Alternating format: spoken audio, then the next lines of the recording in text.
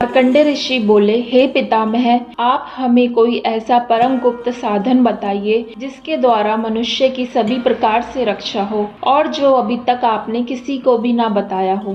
ब्रह्मा जी बोले, हे विप्रवर, इस प्रकार का साधन तो परम पवित्र एवं गुप्त देवी जी का कवच ही है। उसी से प्राणी मात्र का कल्याण एवं सभी प्रकार की रक्षा होती है। उसे सुनिए। देवी जी की 9 मूर्तियों के नाम कुछ इस प्रकार हैं।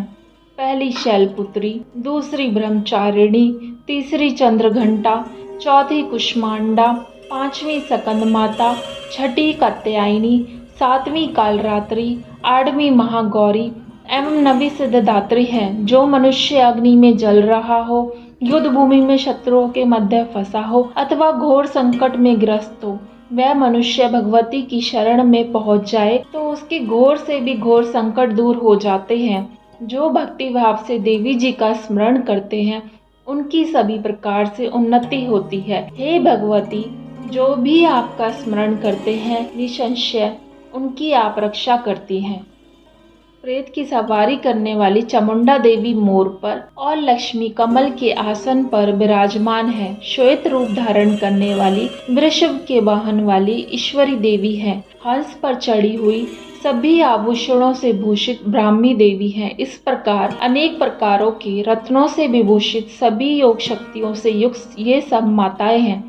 सभी देवी क्रोध युक्त रथों पर सवार होकर दर्शन देती हैं। ये शंख, चक्र, गदा, शक्ति, हल, मूसल, खेटक, तोमर, परशु, पाश, कुंड, त्रिशूल, उत्तम शांग्र, धनुष इत्यादि अस्त्र शस्त्र से दैत्यों के शरीर के नाश के लिए, भक्तों को अभय देने के लिए एवं देवताओं के हित के लिए धारण करती है। हे देवी, आपके दर्शन कठिन हैं।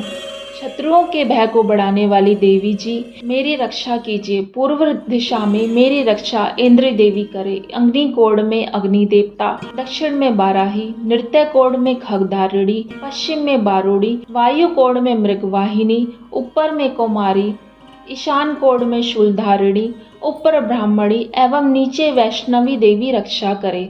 इस प्रकार शिव वाहिनी चामुंडा देवी दशों दिशाओं में रक्षा करे। जया मेरे आगे की, विजया मेरे पीछे की, वाई और अजिता, दाई और अपराजिता रक्षा करे। धोतनी मेरे शखा की, उमा मेरे मस्तक पर विराज कर मस्तक की मालाधारी, भुवों की यशस्विनी, भुवों के मध्य में त्रिनेत्रा, नासिका की यम घंटा देवी, नेत्रों के मध्य में शंखनी, कानों की द्वारवासिनी, कपोलों की कालिका, कानों के मूल प्रदेश की शांखरी मेरी रक्षा करे। नासिका की सुगंधा, ऊपर होठ की चचरिका, नीचे होठ की अमृत कला एवं जीवा की सरस्वती देवी रक्षा करे। दांतों की कौमारी, कंठ की चंडिका, गले की छिद्रघंटा, तालु प्रदेश की महामाया रक्षा करे। चिबुक की कामाक्षी, वाणी की सर्वमंगला, गिरवा की भद्रकाली, पृष्ठ अस्थियों की धनुधरी रक्षा करे। कंठ के भारी भाग की नीलगिरवा, कंठ नालिका की नलकुबरी, दोनों कंधों की खंगिनी एवं मेरे भुजाओं की वज्रधारिणी रक्षा करे। दोनों हाथों की दंडनी, अंगुलियों की अंबिका, नाखूनों की शूलेश्वरी, कृषि की कुलेश्वरी रक्षा करे। स्तनों की महादेवी, मन की शोक विनाशिनी, हृदय की ललिता देवी, उदर की शूलधारिणी रक्षा करे। नाभि की कामिनी, गुप्त इंद्रिय की गुहेश्वरी, लिंग की पूतकामनी, गुदा की महिष वाहिनी रक्षा करे। कटी की भगवती, घुटनों की विंध्यवासिनी, जंगाओं की महाबली देवी रक्षा करे। गुल्फों की नाहरसिंगी, पाँव की तलुओं की तेजसी, अंगुलियों की श्रीदेवी और तलुओं की हथेल वासिनी रक्षा करे। नाखूनों की दृष्टि कराली, केशों की उध्रव केशनी, रोम छिद्रों की कोवेरी और त्वचा की बागेश्वरी रक्षा करे। रक्त, मज्जा, बसा, मांस, अस्थियों एवं मेदे की पार्वती, अंतड़ियों की कालरात्रि, पित्त की मुकेटेश्वरी रक्षा करे। पद्मावती, कफ की चूड़ामणि, नाखूनों की तेज की ज्वालामुखी, सभी संधियों की अभेदा देवी रक्षा करे। हे ब्राह्मणी, आप मेरे वीर्य की रक्षा कीजिए।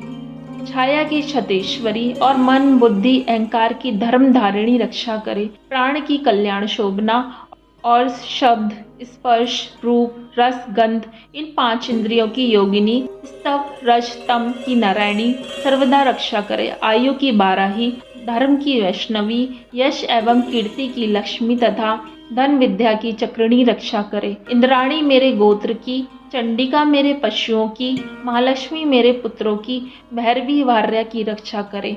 मेरे पथ की सुभदा, मार्ग की क्षेमकारी, राजा के द्वार में माँ लक्ष्मी एवं सभी दिशाओं में स्थित होकर विजया मेरी रक्षा करे। और जो स्थान कवच में नहीं आए हैं और जो अरचित हैं, उन स्थानों की पापनाशिनी जयंती देवी रक्षा करे। मनुष्य यदि अपना मंगल चाहता है तो एक कदम भी बिना कवच के ना जाए। कवच से नित्य रक्षित मनुष्य जहाँ जहाँ भी जाता है, वहीं से उसे धन का लाभ तथा सभी कामनाओं की सिद्धि प्राप्त होती है। पृथ्वी पर उस पुरुष को ऐश्वर्य एवं अतुल संपत्ति प्राप्त होती है। वह मनुष्य निर्भय हो जाता है। युद्ध भूमि में उसे कोई नहीं जीत सकता। त्रिलोकी भर में पूजा जाता है। यह देवी कवच देवताओं को दुर्लभ है। इसको अत्यंत श्रद्धा के साथ सावधान होकर जो नित्य पढ़ लेता है, उसे देवी कला प्राप्त होती है। कोई भी उसे तीनों लोकों में पराजित नहीं कर सकता। उसे अकाल मृत्यु नहीं आती। वह 100 वर्षों से अधिक आयु पाता है। यह कवच उसका तेज, यश एवं कीर्ति बढ़ा देता है। चंडी पाठ करने वाला यह कवच का पाठ कर लेवे। जब तक समस्त वन काननों के साथ यह पृथ्वी टिकी हुई है, तब तक ऐसे पुरुष की संतति पृथ्वी पर टिकी रहती है। कवच पाठ करने वाले का देहांत होने पर महामाया की कृपा से देव दुर्लभ परम स्थान की प्राप्ति होती है। सुंदर रूप को पाकर वह सदा शिव के साथ आनंद पाता है।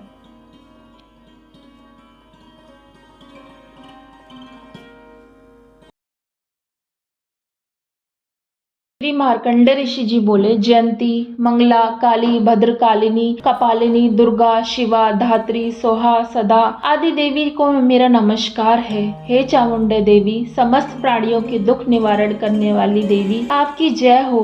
सर्वव्यापक देवी कालरात्रि, आपकी जय हो। मधु तथा कैटव दैत्यों का दलन करने वाली, ब्रह्मा जी को वर देने वाली, आपको नमस्कार हो।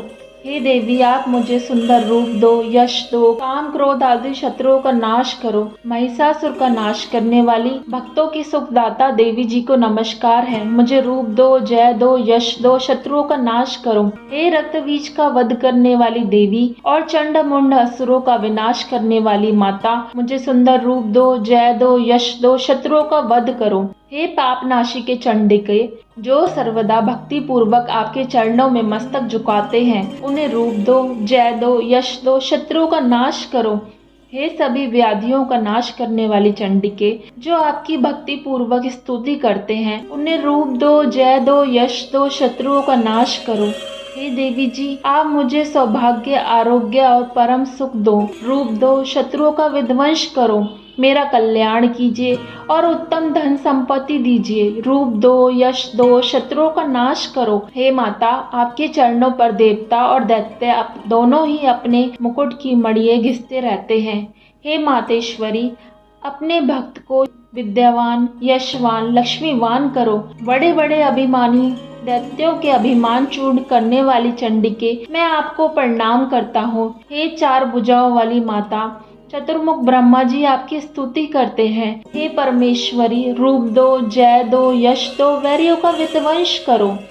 हे मातेश्वरी, विष्णु भगवान आपकी निरंतर भक्ति पूर्वक स्तुति करते हैं। मुझे रूप दो, जय दो, यश दो, वैरियों का विध्वंस करो। श्री पार्वती जी के पति महादेव जी से स्तुति है। हे परमेश्वरी, रूप दो, यश दो, शत्रुओं का नाश करो। हे देवी जी, आप तो कठोर भुज दंड रखने वाले दैत्यों का घमंड नाश कर देती हैं। हे अंबिके, आप अपने भक्तों के लिए अपार आनंद की वृद्धि करती हो। मुझे रूप दो, यश दो, शत्रुओं का नाश करो। हे मातेश्वरी जी, आप मुझे वह पत्नी प्रदान करो जो मेरी इच्छाओं के अनुकूल हो और इस भयानक संसार रूप समुद्र से मुझे तारने वाली हो। उत्तम कुल से उत्पन्न हो। जो पुरुष इस स्त्रोत का पाठ करके ही महास्त्रोत कीलक का पाठ कराता है, वह सप्तशती के पाठ जप से मिलने वाले वर एवं श्रेष्ठ संपदा के फल को प्राप्त कर लेता है।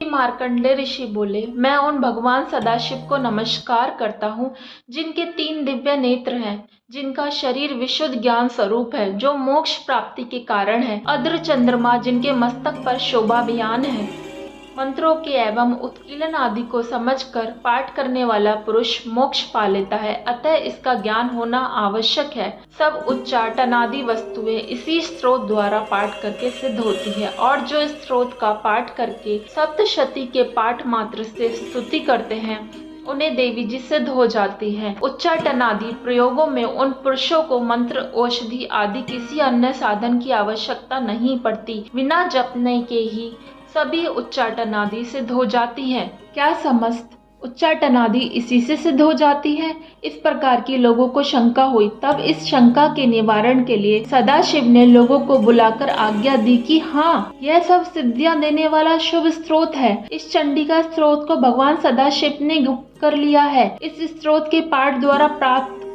होने वाला पुण्य समाप्त नहीं होता। साधक सभी प्रकार का क्षेम प्राप्त कर लेता है, इसमें कोई भी संशय नहीं। कृष्ण पक्ष की चतुर्दशी अथवा अष्टमी के दिन एकाग्र होकर जो अपना सब कुछ भगवती के अर्पण करता है और सिर्फ प्रसाद रूपेण ग्रहण करता है, उस पर भगवती प्रसन्न होती हैं, अन्यथा नहीं।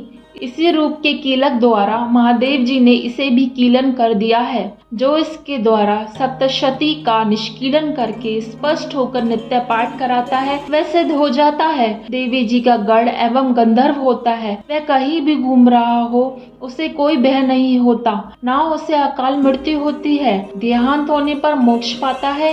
इसलिए इस कीलक स्रोत को समझकर तथा इसका कीलन करके पाठ करना उचित है। जो इस प्रकार नहीं करता उसका नाश होता है। तभी तो बुद्धिमान उसे समझकर ही उत्कीलन से संपन्न स्रोत का पाठ करते हैं। कुछ भी रमणियों में सौंदर्य, सौभाग्य आदि दिखाई देते हैं, वे सब की सब देवी जी की कृपा के फल है। इसी कारण इस शुभ स्रोत का जप सदा करते रहना चाहिए। इस स्रोत के मंद स्वर से पाठ करने से थोड़ा फल मिलता है, उच्च स्वर से अधिक फल मिलता है। सभी सिद्धियां प्राप्त होती है, अतः उच्च स्वर से पाठ आरंभ करें। जिस भगवती की कृपा द्वारा सौभाग्य, आरोग्य, संपत्तियां, शत्रुनाश तथा परम मोक्ष की प्राप्ति होती है, उस जगत की माता की स्तुति अवश्य करनी चाहिए। ओम सर्वमंगल मांगल्ये शिवे सर्वार्थ साधिके शरण्ये त्र्यंबके गौरी नारायणे नमस्तुते। नमस्ते।